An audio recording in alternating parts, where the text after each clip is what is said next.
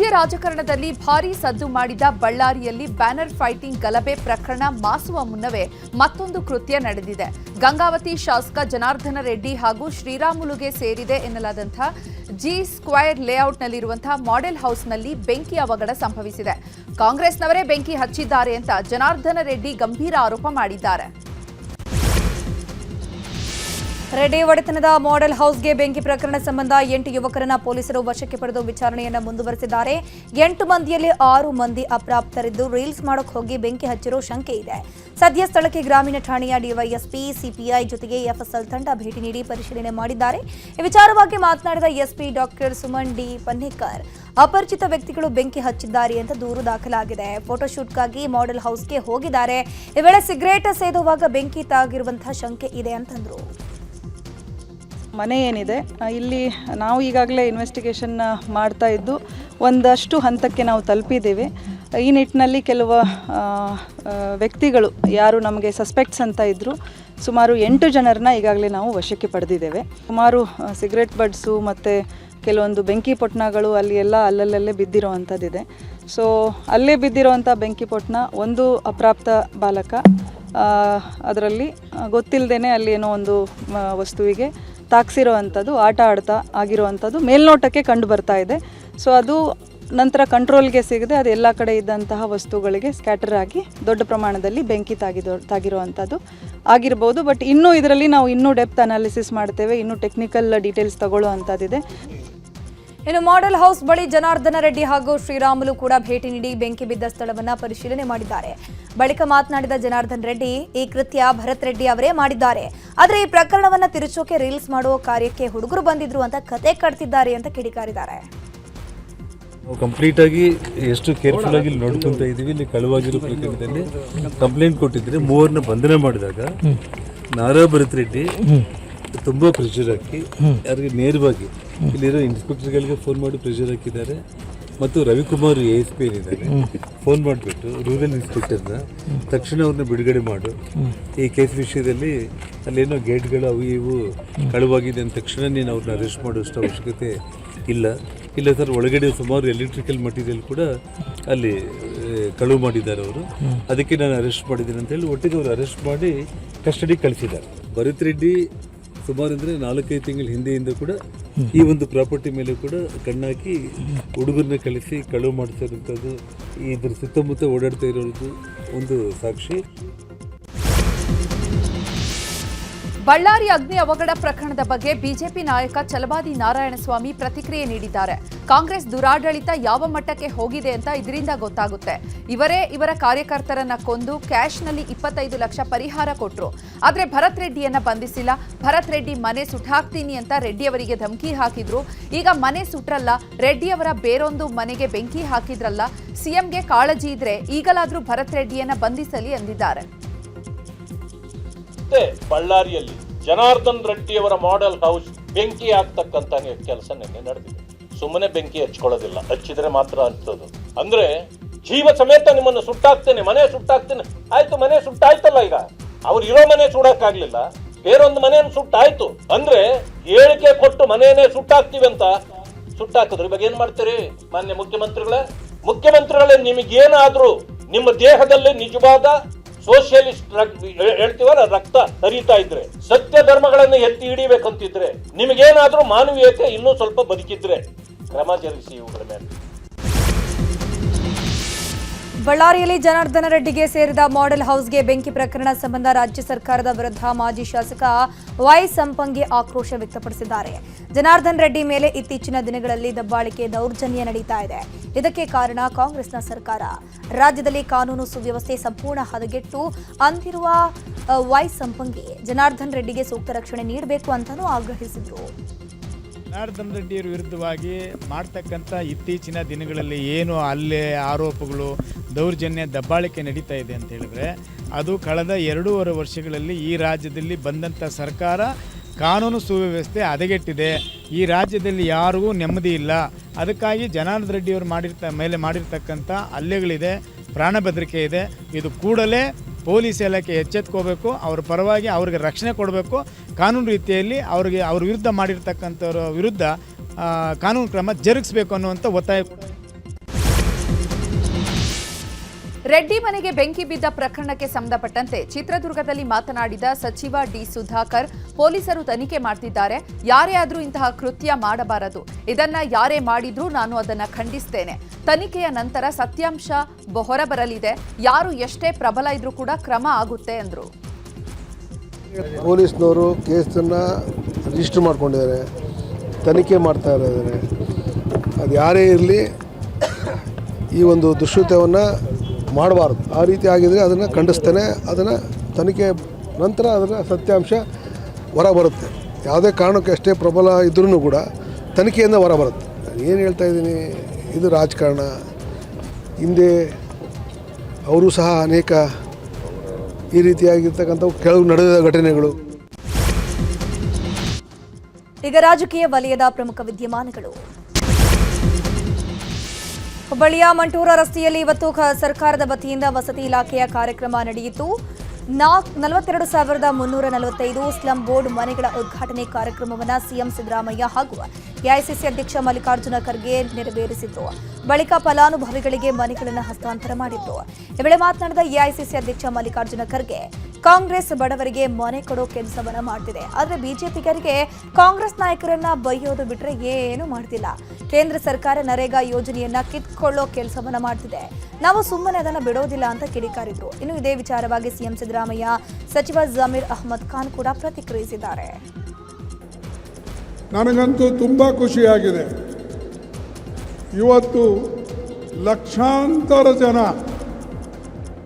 ಒಳಗಡೆ ಎಷ್ಟು ಜನ ಕೂತಿದ್ರೋ ಅಷ್ಟೇ ಜನ ಇವತ್ತು ಹೊರಗಡೆ ಇದ್ದಾರೆ.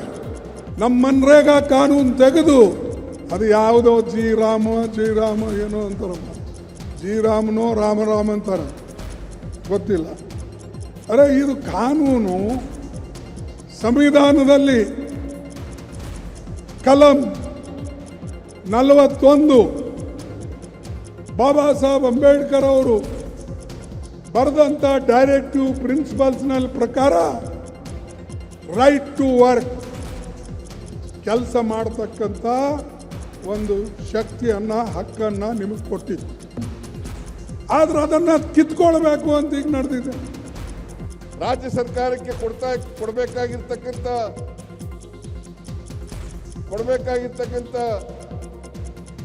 ಅನುದಾನವನ್ನು ಕೂಡ ಕೊಡ್ತಾ ಇಲ್ಲ. ಅವರೇ ಹೇಳಿದ್ದು 5,300 ಕೋಟಿ ರೂಪಾಯಿಗಳನ್ನು ಅಪ್ಪರ್ ಭದ್ರಾ ಯೋಜನೆಗೆ ಕೊಡ್ತೇವೆ ಅಂತಕ್ಕಂಥ ಮಾತುಗಳನ್ನು ಹೇಳಿದ್ರು. ಆದರೆ ಇವತ್ತಿನವರೆಗೆ ಒಂದು ಬಿಡಿಗಾಸನ್ನು ಕೊಡಲಿಲ್ಲ. ಬಡವರು ಕಷ್ಟದಲ್ಲಿದ್ದಾರಂತ ಮಾನ್ಯ ಸಿದ್ದರಾಮಯ್ಯ ಬಡವ್ರ ಬಗ್ಗೆ ಕಾಳಜಿ ಇಟ್ಕೊಂಡು ನಮಗೆ ಸೂಚನೆಯನ್ನು ಕೊಟ್ಟಿದ್ದಾರೆ. 2026 ಡಿಸೆಂಬರ್ ಒಳಗಡೆ ಎಲ್ಲ 1,18,000 ಮನೆಗಳು ಕೊಡಬೇಕಂತ ಸೂಚನೆಯನ್ನು ಕೊಟ್ಟಿದ್ದಾರೆ. 36,789 ಮನೆ 2024 ಮಾರ್ಚಲ್ಲಿ ಕೊಟ್ಟಿದ್ದೀವಿ. ಇವತ್ತು ಇಡೀ ರಾಜ್ಯದಲ್ಲಿ 42,345 ಮನೆ ಕೊಡ್ತಾ ಇದ್ದೀವಿ. ಹುಬ್ಬಳ್ಳಿಯಲ್ಲಿ ವಸತಿ ಇಲಾಖೆಯಿಂದ ನಡೆದ ಕಾರ್ಯಕ್ರಮದಲ್ಲಿ ಬೆಳಿಗ್ಗೆ ಅವಘಡ ಸಂಭವಿಸಿದೆ. ಕಟೌಟ್ ಬಿದ್ದು 3 ಗಾಯಗೊಂಡಿದ್ದು ಖಾಸಗಿ ಆಸ್ಪತ್ರೆಗೆ ದಾಖಲಿಸಲಾಗಿದೆ. ಸುಚಿರಾಯು ಆಸ್ಪತ್ರೆಯಲ್ಲಿ 2 ಗಾಯಾಳುಗಳು ಚಿಕಿತ್ಸೆಯನ್ನು ಪಡೆದಿದ್ದಾರೆ. ಸಿಎಂ ಸಿದ್ದರಾಮಯ್ಯ ಗಾಯಾಳುಗಳನ್ನು ಭೇಟಿಯಾಗಿ ಆರೋಗ್ಯ ವಿಚಾರಿಸಿದ್ದಾರೆ. ಈ ವೇಳೆ ವಸತಿ ಸಚಿವ ಜಮೀರ್ ಸೇರಿದಂತೆ ಹಲವು ಮುಖಂಡರು ಇದ್ದರು. ಇತ್ತ ಹಾಸನದಲ್ಲಿ ಜೆಡಿಎಸ್ನ ಜನತಾ ಸಮಾವೇಶ ಅದ್ದೂರಿಯಾಗಿ ನಡೆಯಿತು. ಸಮಾವೇಶದಲ್ಲಿ ಕಾಂಗ್ರೆಸ್ ವಿರುದ್ಧ ದಳಪತಿಗಳು ಅಬ್ಬರಿಸಿದ್ರು. ಕಾರ್ಯಕ್ರಮದಲ್ಲಿ ಮಾತನಾಡಿದ ಮಾಜಿ ಪ್ರಧಾನಿ ಎಚ್.ಡಿ. ದೇವೇಗೌಡರು, ಕುಟುಂಬವನ್ನ ಮುಗಿಸೋಕೆ ಪ್ರಯತ್ನ ಆಗ್ತಾ ಇದೆ. ಈ ಜಿಲ್ಲೆಗೆ ರೇವಣ್ಣ ಹಗಲು ರಾತ್ರಿ ಶ್ರಮಿಸಿ ಅಭಿವೃದ್ಧಿ ಮಾಡಿದ್ದಾರೆ. ಆದರೆ ರೇವಣ್ಣ ಅವರನ್ನ ಮುಗಿಸಿದ್ದೀವಿ ಅಂತ ಎಸ್ಐಟಿ ಅಧಿಕಾರಿಗಳಿಗೆ ಉಡುಗೊರೆ ಕೊಟ್ಟಿದ್ದಾರೆ ಅಂತ ರಾಜ್ಯ ಸರ್ಕಾರದ ವಿರುದ್ಧ ಎಚ್ಡಿಡಿ ವಾಗ್ದಾಳಿ ನಡೆಸಿದ್ರು. ರಾಜ್ಯದ ಆಡಳಿತ ಲೂಟಿಕೋರರ ಕೈಯಲ್ಲಿದೆ. ಸಿಎಂ ಕುರ್ಚಿಗಾಗಿ 2.5 ವರ್ಷದಿಂದ ನಾಟಕ ನಡೆಯುತ್ತಿದೆ ಅಂತ ಎಚ್ಡಿಕೆ ಕಿಡಿಕಾರಿದ್ರೆ ಕಾಂಗ್ರೆಸ್ಗೆ ತಕ್ಕ ಉತ್ತರವನ್ನ ನೀವೇ ಕೊಡಬೇಕು ಅಂತ ಕಾರ್ಯಕರ್ತರಿಗೆ ನಿಖಿಲ್ ಕುಮಾರಸ್ವಾಮಿ ಕರೆ ನೀಡಿದ್ರು. 1962ರಿಂದ ಬೆಳೆಸಿ ಈ ರಾಷ್ಟ್ರದ ಒಬ್ಬ ಹಳ್ಳಿಯ ರೈತನ ಮಗ ಪ್ರಧಾನಮಂತ್ರಿ ಆಗಿ ಹೇಳಿದ್ದಾರೆ. ಇವತ್ತು ರೇವಣ್ಣವ್ರನ್ನ ಮುಗಿಸ್ಲಿಕ್ಕೆ, ರೇವಣ್ಣವ್ರನ್ನ ಕುಟುಂಬವನ್ನ ಮುಗಿಸ್ಲಿಕ್ಕೆ ಯಾವ SIT ಅಧಿಕಾರಿಗಳಿದ್ದಾರೋ ಅವರಿಗೆ ಉಡುಗೊರೆಯನ್ನ ಕೊಟ್ಟಿದ್ದಾರೆ. ಆಶೀರ್ವಾದ, ನಿಮ್ಮ ಒಂದು ಸಹಕಾರದ, ನಿಮ್ಮ ಶಕ್ತಿಯಿಂದ ಸುಮಾರು 65 ವರ್ಷಗಳ ರಾಜಕೀಯವನ್ನ ಏನು ಹಾದಿಯನ್ನು ಸವಿಸಿದ್ದಾರೆ. ಅವರು ಪ್ರಾರಂಭ ಮಾಡಿದಂಥ ಈ ಒಂದು ಪಕ್ಷ 25 ವರ್ಷಗಳನ್ನು ಪೂರೈಸಿದೆ. ತಲೆಯಿಂದ ಆಲೋಚನೆ ಮಾಡಿದ್ರೆ ಬಹುಶಃ ಇಡೀ ದೇಶದಲ್ಲಿ, ನಮ್ಮ ರಾಜ್ಯದಲ್ಲಿ ಏಕೈಕ ರಾಜಕಾರಣಿ ಹೃದಯದಿಂದ ಆಲೋಚನೆ ಮಾಡ್ತಕ್ಕಂಥ ವ್ಯಕ್ತಿ ಯಾರಾದರೂ ಇದ್ರೆ ಅದು ನೀವು ಬೆಳೆಸಿರ್ತಕ್ಕಂಥ ಮನೆ ಮಗ, ನಮ್ಮ ರಾಜ್ಯದ ಮಾಜಿ ಮುಖ್ಯಮಂತ್ರಿಗಳು, ಕೇಂದ್ರದ ಸಚಿವರಾಗಿರ್ತಕ್ಕಂಥ ಸನ್ಮಾನ್ಯ ಕುಮಾರಣ್ಣ ಅವರು ಕೂಡ ಇವತ್ತು ಈ ಕಾರ್ಯಕ್ರಮಕ್ಕೆ ಒಂದು ವಿಶೇಷತೆಯನ್ನು ತಂದುಕೊಟ್ಟಿದ್ದಾರೆ. ಬೀದರ್ನಲ್ಲಿ ವಿಬಿಜಿ ರಾಮ್ಜಿ ಯೋಜನೆ ರದ್ದುಗೊಳಿಸುವಂತೆ ಕಾಂಗ್ರೆಸ್ ಪ್ರತಿಭಟನೆ ನಡೆಸಿದೆ. ನಗರದ ಕಾಂಗ್ರೆಸ್ ಕಚೇರಿಯಿಂದ ಜಿಲ್ಲಾಧಿಕಾರಿಗಳ ಕಚೇರಿವರೆಗೆ ಪ್ರತಿಭಟನಾ ಮೆರವಣಿಗೆ ಮಾಡಲಾಗಿದೆ. ಪ್ರತಿಭಟನೆಯಲ್ಲಿ ಸಚಿವ ಈಶ್ವರ್ ಖಂಡ್ರೆ, ರಹೀಂ ಖಾನ್ ಭಾಗಿಯಾಗಿದ್ದರು. ಕೇಂದ್ರ ಸರ್ಕಾರದ ವಿರುದ್ಧ ಘೋಷಣೆ ಕೂಗಿ ಆಕ್ರೋಶ ವ್ಯಕ್ತಪಡಿಸಿದ್ದಾರೆ. ಇನ್ನು ಯಾದಗಿರಿಯಲ್ಲೂ ಕೂಡ ಮನ್ರೇಗಾ ಉಳಿಸಿ ಆಂದೋಲನದ ಅಂಗವಾಗಿ ಕಾಂಗ್ರೆಸ್ ಉಪವಾಸ ಸತ್ಯಾಗ್ರಹ ಮಾಡಿದೆ. ನಗರದ ಗಾಂಧಿ ವೃತ್ತದಲ್ಲಿ ಜಿಲ್ಲಾ ಕಾಂಗ್ರೆಸ್ ಸಮಿತಿಯಿಂದ ಆಂದೋಲನ ನಡೆಯಿತು. ಮಹಾತ್ಮ ಗಾಂಧೀಜಿ ಫೋಟೋ ಪ್ರದರ್ಶಿಸಿ ಕೇಂದ್ರ ಸರ್ಕಾರದ ವಿರುದ್ಧ ಆಕ್ರೋಶ ವ್ಯಕ್ತಪಡಿಸಿದ್ದಾರೆ. ಶಿಡ್ಲಘಟ್ಟ ಪೌರಾಯುಕ್ತಗೆ ಬೆದರಿಕೆ ಹಾಕಿರುವ ಕೇಸ್ನಲ್ಲಿ ಕಾಂಗ್ರೆಸ್ ಚಪ್ಪಲಿ ರಾಜೀವ್ ಗೌಡಗೆ ಕೋರ್ಟ್ ಶಾಕ್ ಕೊಟ್ಟಿದೆ. ನಿರೀಕ್ಷಣಾ ಜಾಮೀನು ಕೋರಿ ರಾಜೀವ್ ಗೌಡ ಸಲ್ಲಿಸಿದ ಅರ್ಜಿಯನ್ನು ಚಿಂತಾಮಣಿ ಕೋರ್ಟ್ ವಜಾ ಮಾಡಿದೆ. 2ನೇ ಜಿಲ್ಲಾ ಅಪರ ಸತ್ರ ನ್ಯಾಯಾಧೀಶ ಕಾಂತರಾಜ್ ಅವರು ಅರ್ಜಿಯನ್ನು ವಜಾ ಮಾಡಿದ್ದಾರೆ. ನಿರೀಕ್ಷಿತ ಜಾಮೀನು ಅರ್ಜಿ ವಜಾ ಹಿನ್ನೆಲೆ ರಾಜೀವ್ ಗೌಡನಿಗೆ ಬಂಧನದ ಭೀತಿ ಹೆಚ್ಚಾಗಿದೆ. ಪೊಲೀಸರ ಕೈಗೆ ಸಿಗದೆ 10 ದಿನಗಳಿಂದ ತಲೆಮರೆಸಿಕೊಂಡಿರುವಂತಹ ಚಪ್ಪಲಿ ರಾಜೀವ್ ಗೌಡಗೆ ತೀವ್ರ ಹುಡುಕಾಟ ಮುಂದುವರೆದಿದೆ. ಬಾಗಲಕೋಟೆಯ ಜಮಖಂಡಿ ಬಿಜೆಪಿಯಲ್ಲಿ ಭಿನ್ನಮತ ಸ್ಫೋಟಗೊಂಡಿದೆ.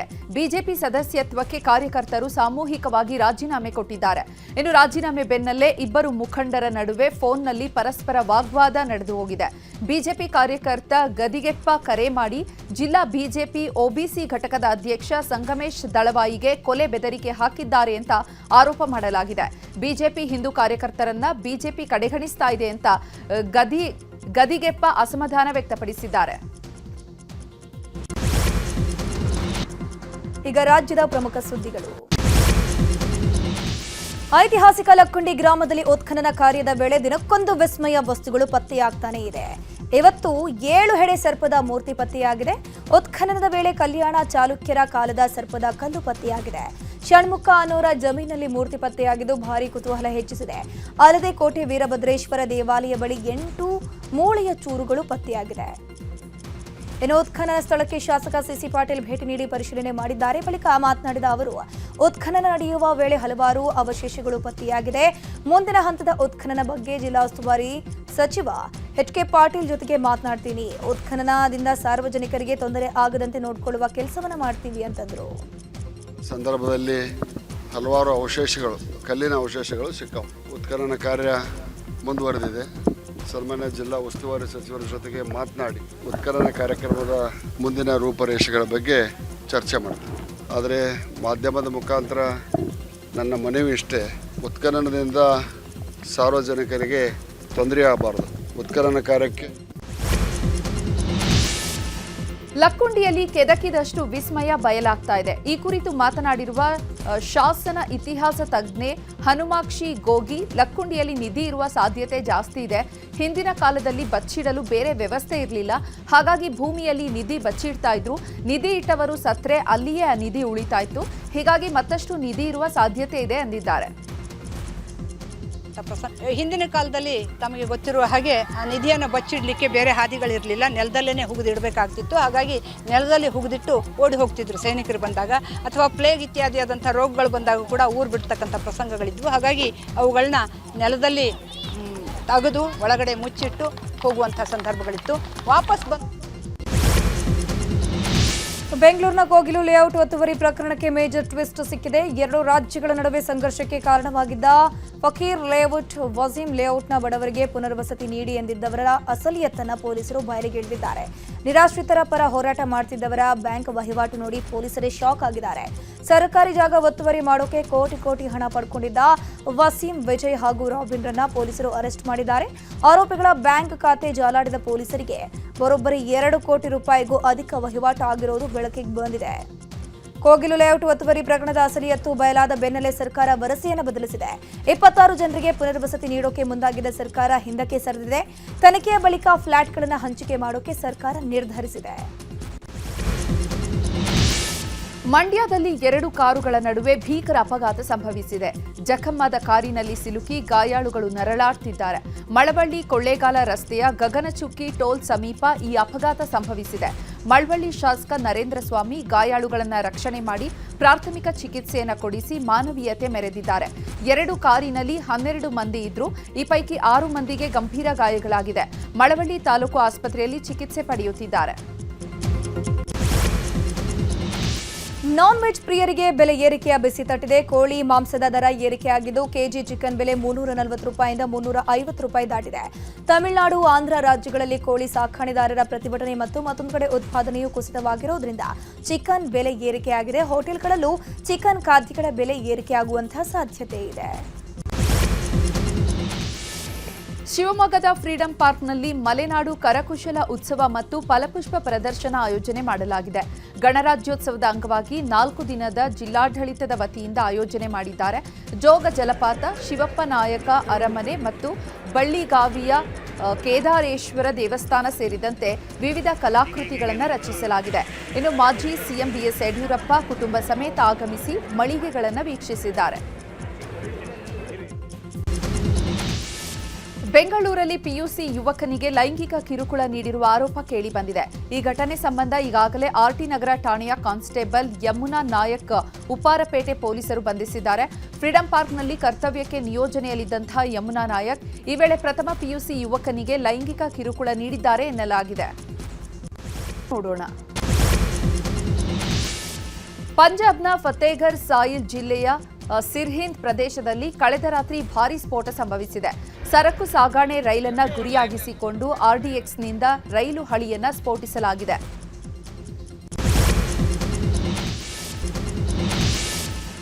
ಆಪರೇಷನ್ ಸಿಂಧೂರ್ ಕುರಿತು ನನ್ನ ನಿಲುವಿನಲ್ಲಿ ಬದಲಾವಣೆ ಇಲ್ಲ ಅಂತ ಕಾಂಗ್ರೆಸ್ ಸಂಸದ ಶಶಿ ತರೂರ್ ಹೇಳಿದ್ದಾರೆ. ಆಪರೇಷನ್ ಸಿಂಧೂರ್ ವಿಚಾರದಲ್ಲಿ ಸಂಸತ್ತಿನಲ್ಲಿ ಕಾಂಗ್ರೆಸ್ ನಿಯಮಗಳನ್ನು ನಾನು ಉಲ್ಲಂಘಿಸಿಲ್ಲ, ನಾನು ಕ್ಷಮೆ ಕೇಳಲ್ಲ ಅಂತ ಶಶಿ ತರೂರ್ ಹೇಳಿದ್ದಾರೆ. ನಾಳೆ ತಿರುಪತಿ ತಿರುಮಲದಲ್ಲಿ ಅದ್ದೂರಿ ರಥ ಸಪ್ತಮಿಯ ಆಚರಣೆ ಹಿನ್ನೆಲೆ ಕೆಲವು ಸೇವೆ ಮತ್ತು ವಿಶೇಷ ದರ್ಶನಗಳನ್ನು ರದ್ದುಪಡಿಸಲಾಗಿದೆ. ಅರ್ಜಿತ ಸೇವೆ, ವಿಶೇಷ ದರ್ಶನ ಮತ್ತು ಸರ್ವ ಸೇವಾ ದರ್ಶನವನ್ನು ಇವತ್ತು ಮತ್ತು ನಾಳೆ 2 ದಿನಗಳ ಕಾಲ ರದ್ದುಗೊಳಿಸಲಾಗಿದೆ. ಭಕ್ತರು ಸಹಕರಿಸಬೇಕು ಅಂತ ಟಿಟಿಡಿ ಮನವಿ ಮಾಡಿಕೊಂಡಿದೆ. ಉಕ್ರೇನ್ನ ಕೀವ್ ನಗರದ ಮೇಲೆ ರಷ್ಯಾ ಪಡೆಯಿಂದ ಭೀಕರ ವಾಯುದಾಳಿಯಾಗಿದೆ. ಕೀವ್, ಸುಮಿ, ಕಾರ್ಕಿವ್ ಮತ್ತು ಚಿರ್ನಿಹವ್ ಪ್ರದೇಶದಲ್ಲಿ ಗುರಿಯಾಗಿಸಿಕೊಂಡು ರಷ್ಯಾ ದಾಳಿ ನಡೆಸಿದೆ. 370 ಡ್ರೋನ್ಗಳು, 21 ಕ್ಷಿಪಣಿಗಳಿಂದ ದಾಳಿಯಾಗಿದೆ. ಆಸ್ಪತ್ರೆ, ಹಾಸ್ಟೆಲ್, ವೈದ್ಯಕೀಯ ಕಾಲೇಜು, ವಸತಿ ಕಟ್ಟಡಗಳಿಗೆ ಹಾನಿಯಾಗಿದೆ.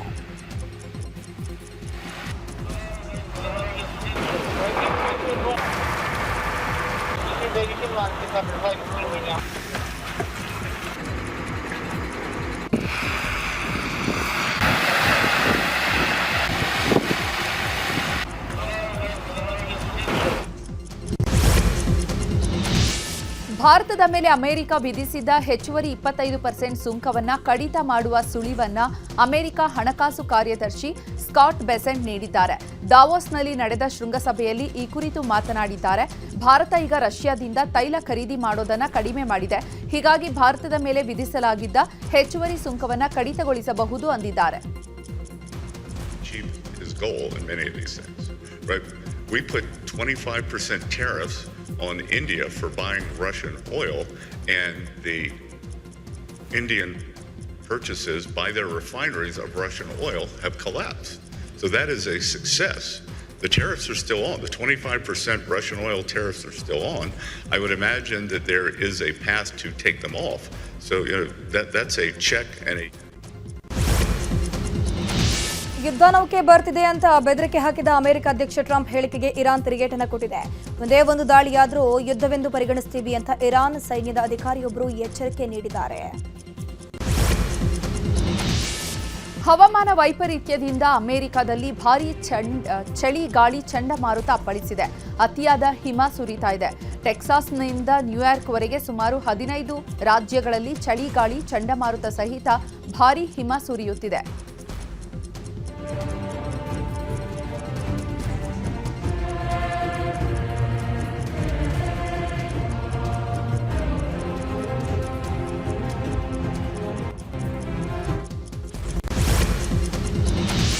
ಇಂಡೋನೇಷ್ಯಾದಲ್ಲಿ ಧಾರಾಕಾರ ಮಳೆಯಾಗ್ತಿದೆ. ನಿರಂತರ ಮಳೆಯಿಂದಾಗಿ ಟೆಂಗ್ರಾಂಗ್ ಸಿಟಿಯ ಪಿನಾಂಗ್ನಲ್ಲಿ ಪ್ರವಾಹವೇ ಸೃಷ್ಟಿಯಾಗಿದೆ.